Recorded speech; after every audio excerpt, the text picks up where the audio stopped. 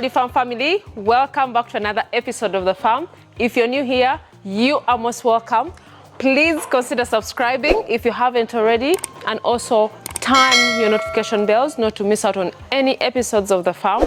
And of course, to all our returning subscribers, thank you so much. Asante sana, karibu to Value Farm, you guys. It's really amazing to come back here to at least share something with our fellow farmers out there, because we've received so many followers here. That means you guys are really doing a good job recommending these videos to your friends and families, and also of course the new farmers or the new people who have really joined this family. Guys, feel at home. We are here to learn, we are here to share, we are here to always at least share one or two things for you guys so that you can be able to learn and also do something for yourselves at your own farms right there. Anyways, we are back at the farm. It's a beautiful day. It is a very sunny day today. It's actually rainy season now, and the good thing is we have some sun here and our goats are going to get out. Most of you have been asking whether we are on zero grazing or we are on free range. This farm is a free range farm, so these goats right here go out to graze. And of course, when they go out to graze, that doesn't mean that we do not give them feeds when they are still in the house. Most of the times we give them feeds in the morning before they go out in the fields, but we are on free range. Yes, I wanted to clarify that because it is one of the things that most of the people have been really asking a lot. Well guys, we are going to be talking about common mistakes most farmers make or do in goat farming, and of course we are also going to share some solutions to those mistakes. So these common mistakes, we don't want our new farmers, our beginner farmers to face them, because you don't want to get into the losses, you don't want to get into the stress of losing your animals at the farm, or even having that stress of, losing money. The time that you invest into these projects right here is going to cost you so much. So anyways, we are going to be discussing with you guys a few common mistakes, because we are here to share some of the mistakes we have seen at our own farm and also other farmers do in their farms. The most common one is stocking your animals before preparing your feeds. I know that is some of the things that most farmers, most beginner farmers do not know. And we've talked about this over and over and again, that you need to plant your feeds. You have to prepare your grasses before you stock your animals. You might be seeing animals like these ones here. You admire them. You feel like, oh my God, Tina is really doing an amazing job at Value Farm, or she has goats like this, they look really so nice. I really need to start off. I have my money saved right here. I don't have anything to do with it. What should I do? Should I just stock these animals right here? Yet you have not really planned. You have not really prepared your feeds for these animals. Even if you want to do them on free range, you need to also supplement. You need to give them some nutritional grasses as well. So the common mistake is not to plant your grasses. Make sure that you have planted enough feeds for your animals. Which feeds are these? You can plant the brocaria grass, the alfalfa, the super napier, or you can even put the pak chong, because these are going to help you at least feed your goats before they go outside. Because remember, you can also use this to also make your pellets for these goats, because they're all nutritional. That's why we tell you that you need to educate yourself before you start such projects, because most people regret a lot after stocking the animals and you're seeing that the animals are dying or the animals are losing weight. You don't know how to feed them, yet it's very crucial. So feed management, or making sure that you have really put your grasses properly before bringing these goats, it's very important. Make sure at least you have enough. If you can be able to plant the alfalfa, you can be able to bale it. Because I've really advised most farmers who contact us, or whenever we have consultations, that plant your feeds, bale your alfalfa. Then also the Chloris Guyana, you bale it, so that in case maybe rainy seasons, you cannot be able to take these animals out, you can be able to give your animals such grasses as well. And they're very nutritional. And also, you've seen from Value Farm, before we take our goats outside, we at least bring for them some super napier that they feed, some shrub before they go outside to feed. So make sure that you are going to plant your feeds or plant your grasses before you bring your animals to the farm. Some people may want to use the alternative way, whereby you want to buy your feeds maybe from other farmers before you bring these animals. Do your research, know where you're going to buy your bales from for the hay, or you can be able to make where you can buy your silage from to feed your animals. But I feel that is an expensive way, because you don't want to put so much money in buying these feeds from other farmers, yet you can actually plant these feeds on your own. This is going to reduce the costs, because remember, when you're doing farming, you need to at least make sure that you are cutting costs in feeding, because that is where most money goes into, and of which you don't want to really waste a lot of money when you're going to feed these animals. Yet you can utilize your piece of land to plant something, and these animals can be able to look as healthy as they are here. So make sure at least that you plant. That is the best or cheapest way you can be able to maintain these animals here. The second mistake most farmers really face or make is ignoring proper fencing. Proper fencing is very crucial in your goat farm. You need to take this, you need to note this, guys, because when you fence your goat area or your farm, it's going to help your animals. This is now like security, because we're going to talk about security, because you need to protect your investment. You need to protect your animals in your farm. Which type of fencing are you going to consider? At least you make sure that you have something that is going to be durable, or something that is going to at least take you some time as well. There are different types of fencing that you can go for. You can be able to go with the natural fencing. Here we have different natural fences that we always use. We always use, the common one is the lukoni. I don't know what it is in English, but it's just like plants that we plant on the boundaries. In your different countries, you can also maybe leave in the comments which kind of fencing, the natural fences that you guys use, because when you travel to Kenya, they actually had a different version. When you travel to different parts of Uganda as well, they also have different plants that they use for natural boundaries. So natural boundaries are really very durable. It can take you a long period of time, and you can also protect your goats, of course. But there are some farmers who prefer to use, of course, something that is really accessible to them, like the poles. You can use the eucalyptus. As long as you treat the eucalyptus poles, then you can be able to put in your fencing, you put in your chain link, so that at least the animals are protected. You can definitely see from here at Value Farm, the house that we are right now is fenced off. We have a boundary of where we can be able to put our goats in.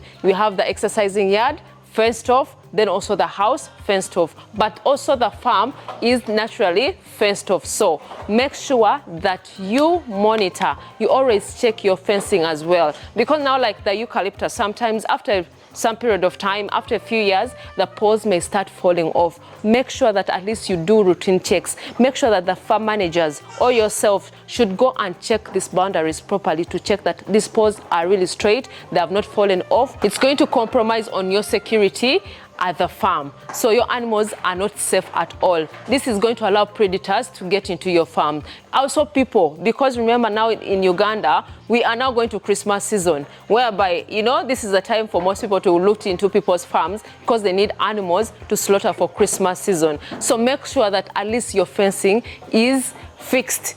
So those are some of the mistakes that most farmers make. They ignore that and they feel like, okay, that is not something that I should really consider at the moment. Maybe I can do it later on after stocking my animals, but it's very, very crucial.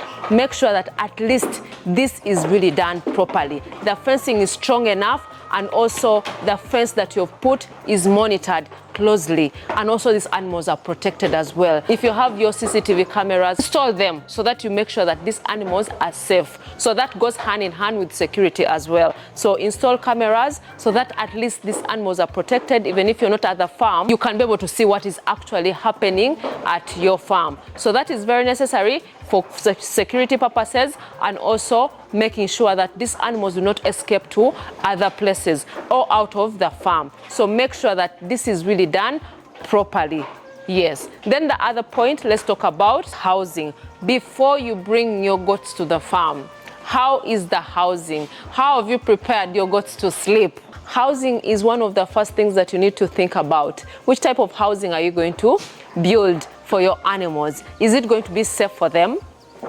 Because you need to protect your animals from harsh conditions like rain, heat. You need to build a house that is well aerated as well. So make sure that you're building your house that is going to be more convenient, more comfortable for your goats. Because you may build something that is not really appropriate for your goats. So make sure that at least the house has enough space. You make sure that there's enough aeration to let in light into the house as well. There's enough fresh air in the house. And also, how are you going to build this house? Is it going to be, a wooden floor? Is it going to be slated? Because there are different versions as well. Here in Uganda or in Value Farm, you can actually see our type of housing that we have here. And most of you have really asked about this housing, how we constructed, why we decided on such. So we decided on a raised goat house because of some reasons, of course. And the reasons are, we want our goats to be off the ground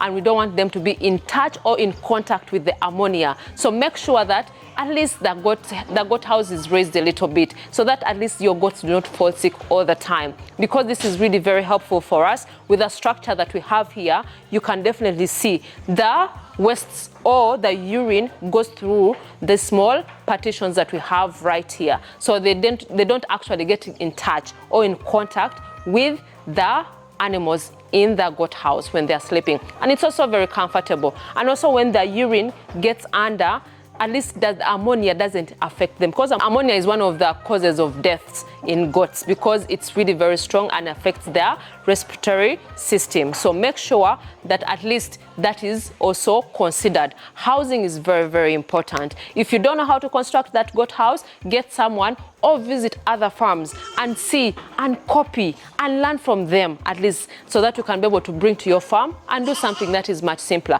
This might look very expensive, but you can be able to use available materials and also make sure that you have followed the right way of building your house. It may not be very fancy, but at least something that is, viable, something that is very good for your goats. So housing is very important. Don't ignore it before you stock in your animals. Then let's talk about nutrition. Yes, you have brought your animals to the farm. Nutrition is key. You've seen at Value Farm what we feed our goats. In the morning, we always give them the dry feed, and the dry feed consists of different items. We always give them sometimes the maize bran. We give them some broken maize. We mix in some soya. We put in some pellets as well. Then we also have another version. Of course, I also shared that version with you. If you haven't watched that video, wheat bran, there's soy meal, there's rice bran. Then we also put in some salts as well, like the DCP, so that we can be able to make sure that these goats at least have a balanced diet, have something in their body that is going to boost their immunity, boost their body growth, so that at least the body score is good. So at least make sure that the nutrition is planned. If you do not know how to feed your goats, please learn.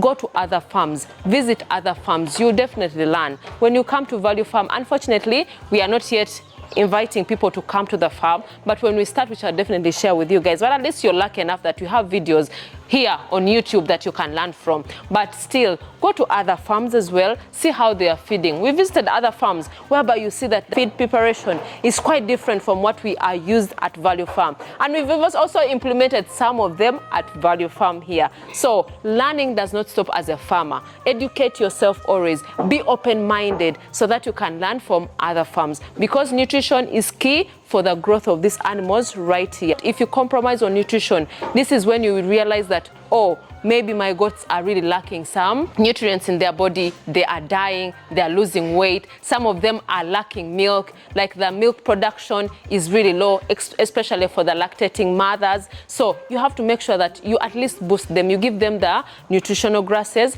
that is going to boost their growth. So the kids that are getting milk direct from their mothers grow faster and even look much, much healthier than the ones that you bottle feed. So make sure at least that you do the best for yourself. Make sure that nutrition is really done on time and appropriately. The next point, guys, that common mistake is people ignoring health checkups. Routine checks. Routine checks is very crucial in goat farming. Let's talk about the hooves.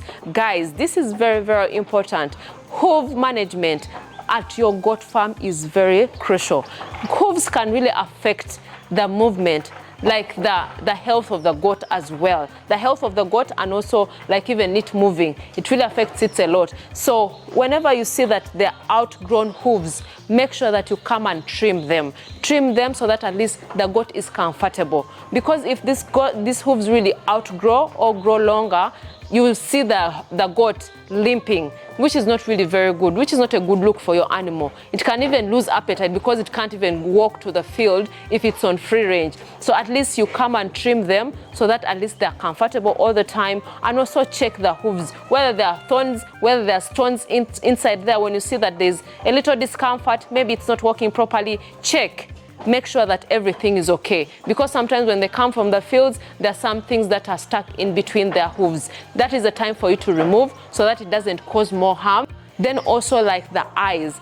Yes, checking the eyes of these goats. There's even a customer, there's a person who called me one time and she was telling me, Tina, I have my goats, but the eyes, they are getting blind. I don't know what is really happening. Like whenever I look at them, I don't even see that white thing. They just go blind and you see that they're not even moving. Some of the things that should be attended by the vet. Call your vet immediately so that they can be able to get a solution to your goats.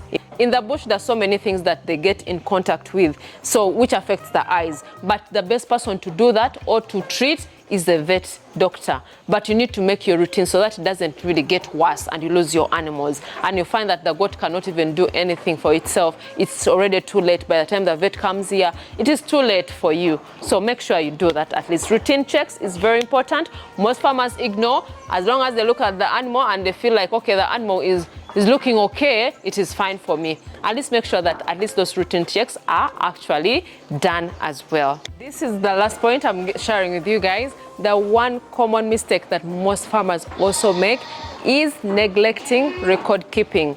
Record keeping is really very crucial, guys. You may think it's something that is not really necessary, but it is big on your production at the farm.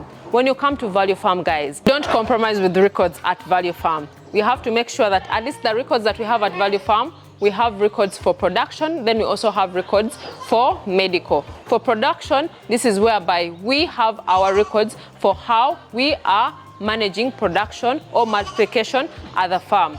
The breeds that we have, the mothers that we have, the kids that we have, that is going to help us so much. And also controlling inbreeding. Inbreeding is really very terrible at your farm. So in case you have maybe a buck that is also in your farm and it's related females at your farm, then you breed them together, it's going to cause harm. Yes, then medical records, guys, medical records is going to help you in the long run because you know the vaccinations, the deworming, when you did it, when you're supposed to do it. So all that really helps you. Record keeping is very key so that you don't lose your animals, so that you can grow your numbers quickly. So make sure that at least you have these records at your farm. You may leave it with maybe your farm manager, but you also have to be aware, or you should be having these records yourself. So please, book record keeping is key in every farm. As a beginner farmer, don't neglect it so that you can manage, you can be successful in this business right here. Anyway, guys, I just wanted to share with you some of those few points so that you can also implement them so that you don't make such huge mistakes, because it may sound as if they're really very small mistakes, but at the end of it all, these are huge losses at your farm, and we don't want you to be the one to get into such situations. But I really appreciate you all. If you have any common mistakes that maybe you've seen from other farms or you've faced as well, share with our fellow farmers in the comment section, because we all need to learn. We always need to learn from each other, because you who is watching this video is also teaching me. When I see a comment that is new, sometimes we learn from you as well. So it is really very important for us experienced farmers out there to also share your ideas with us in the comments. Feel free, don't be shy. Yes, but really appreciate you all. If you haven't checked our social media platform, please go to Instagram. It is Value Farm UG, Facebook Value Farm, TikTok Value Farm. Go see behind the scenes and also learn something, get some inspiration as well. And don't forget to tell a friend to tell a friend. Till next time, bye.